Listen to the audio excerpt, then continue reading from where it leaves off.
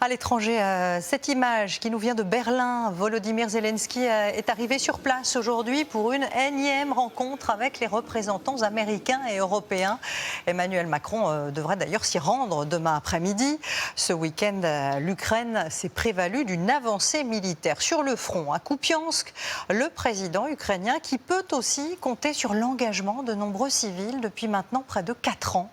Un engagement qui, vous allez le voir, n'est pas que symbolique. Reportage de nos envoyés spéciaux Charline Hurel et Vincent Wartner.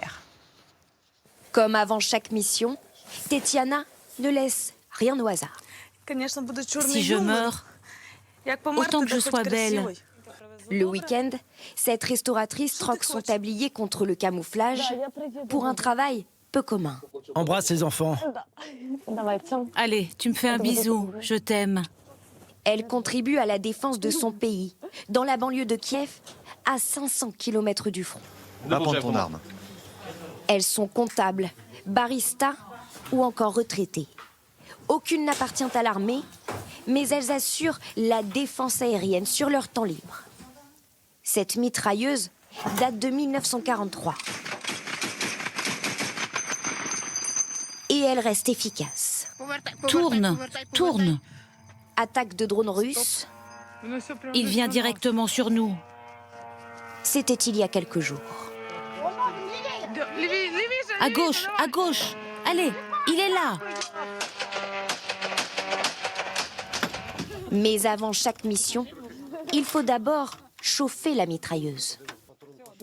Feu! Quelques minutes plus tard, l'alerte aérienne avertit d'un danger. On regarde la carte et on se renseigne où ça vole. Les drones russes changent de direction vers une autre région. Toutes en ont déjà abattu un. Les émotions sont venues quand je suis rentrée. Mes mains tremblaient, mais évidemment j'étais fière.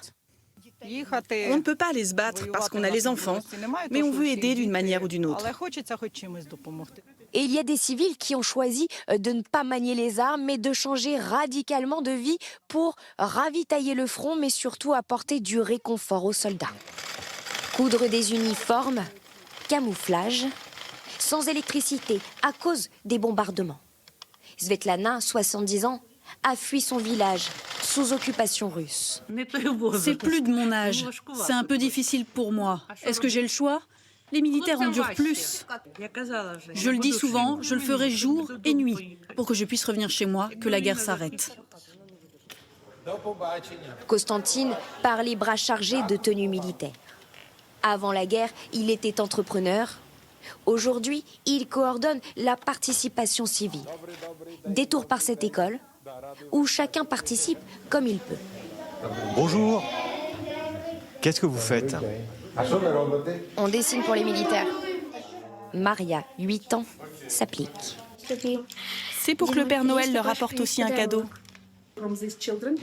Ces enfants ont tous un proche sur le front. C'est très important pour les soldats de savoir que quelqu'un attend qu'ils rentrent en vie.